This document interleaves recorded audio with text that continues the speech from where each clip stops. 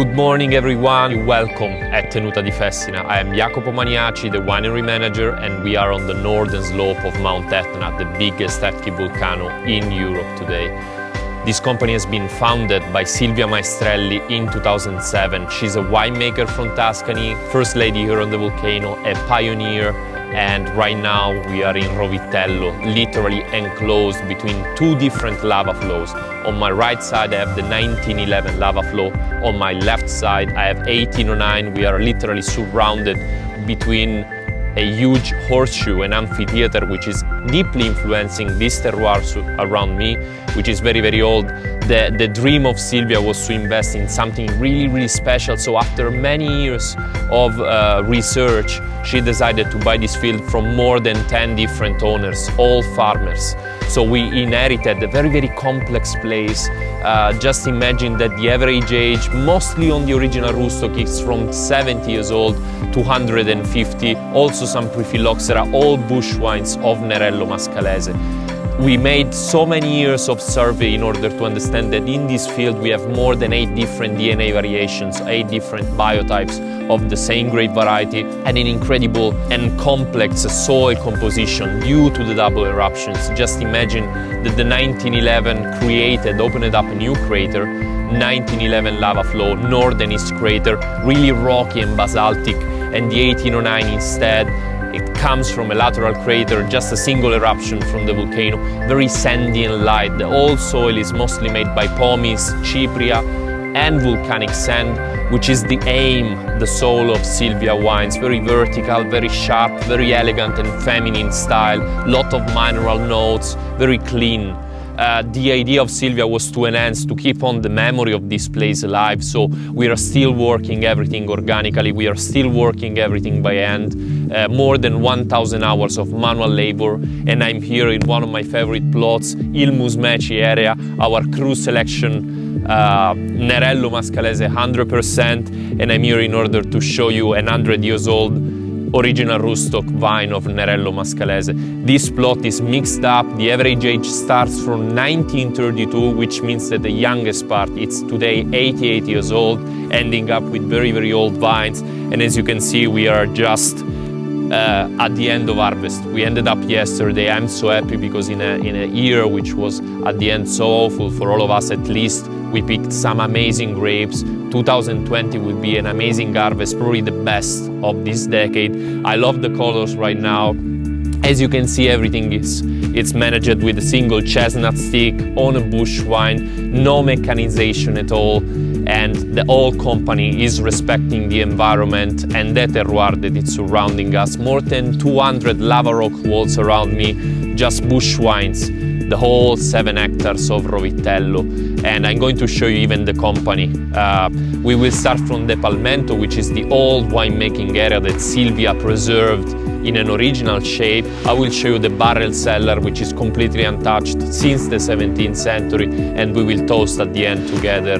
Unfortunately, I'm not with you this year. I hope for the next one, but we will toast together with a glass of our Riserva. Let's start our tour.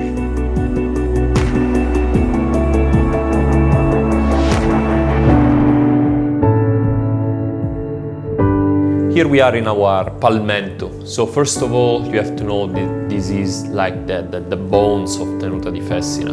The word Palmento itself, it's a Latin word from pavimentum and means floor. The traditional Palmento, which is the winemaking area here on Mount Etna, has been introduced by the Greeks 6th century before Christ, as well as our managing system in the field, bush wines. This whole area is created in order to make wine just by gravity. This room here, it's called pista, and it's made for stomping. So I'm a little bit in inclination right now, and the grapes used to came inside this room. The stomping was here, and right after the juice, the must used to flow through several channels in different vats. Each vat is made for fermentation and maceration. So you have to imagine that we are in a full oxygen environment, so that the fermentation was very, very fast, and the taste of the wine was completely different, of course. Greeks used to blend it with honey, Romans with some water and herbs, so it was a really, really different style of winemaking, very oxidative, very dense. So the first step was here with the stomping. The second step was fermentation and maceration in vats. The third step was to remove the skins after the maceration and press it with the giant Plinian press. The name, it's a Roman name from Plinio, and the pressing was not a soft pressing at all, as today. It was very intense and powerful. Just imagine that the rock was going up and the press itself was going down, more or less like a balance. The stone goes up and the press goes down, and you have this really strong processing, and you have a really thick wine out of it, which was mostly producing at that time bulk wine, which was shipped with the Circum Etnea, the train that we built up in 1894, just in order to ship wine to the airports.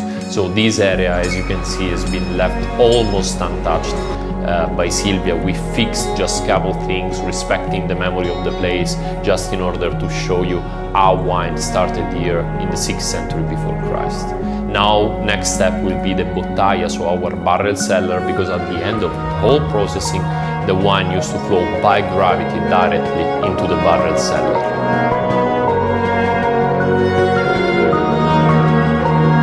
Now we are in our barrel cellar, which is the oldest area of Tenuta di Fessina. This space here is completely untouched since the 17th century, and it's mainly made by basalt, lava rock and concrete.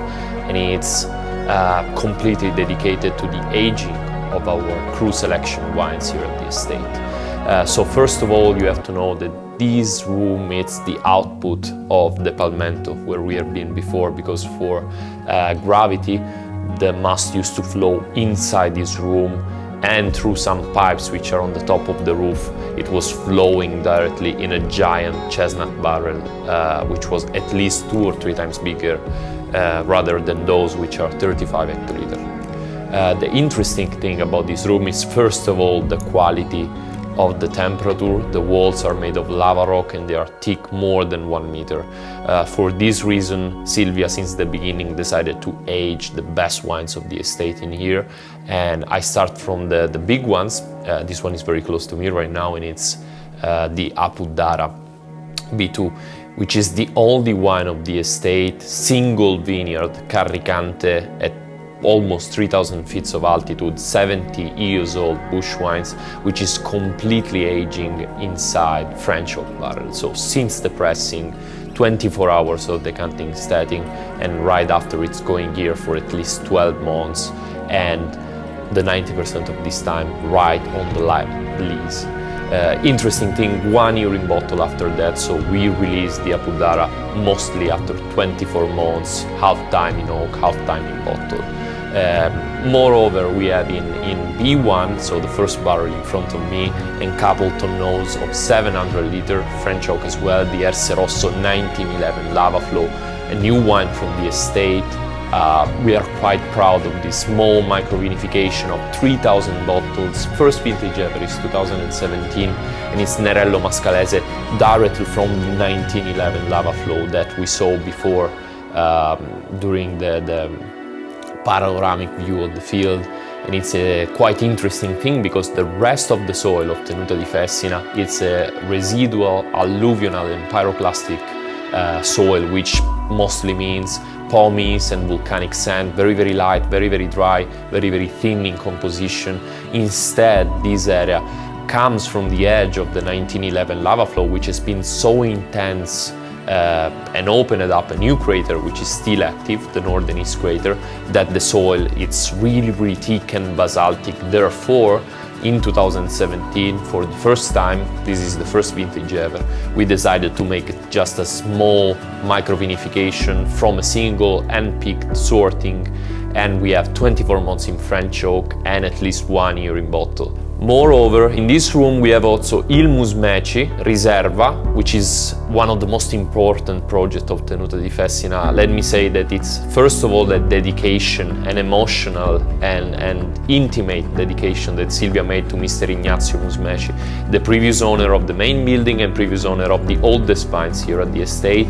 It's a plot planted before 1932, so it's 90 years old, plus 2 pre-phylloxera original rootstock centennial bush wines of Nerello Mascalese, and in this case we have 1 year in tonneau, 1 year in 35 hectoliters barrel, and usually 4 years in bottle. So we have our Riserva here aging in different vintages right now. Most important project today regarding the red wines of the estate, and a very small quantity of Il Musmeci Bianco Contrada Caselle, which is a selection of pre-phylloxera vines in Milo, so on the eastern slope of the volcano, which is aging right now in tonneau, but just for 6 months, and right after it will go in stainless steel for a long time before the bottling. So this room is really the core of the estate, it's the oldest area, and it's the best place where you can age our cru wine selections.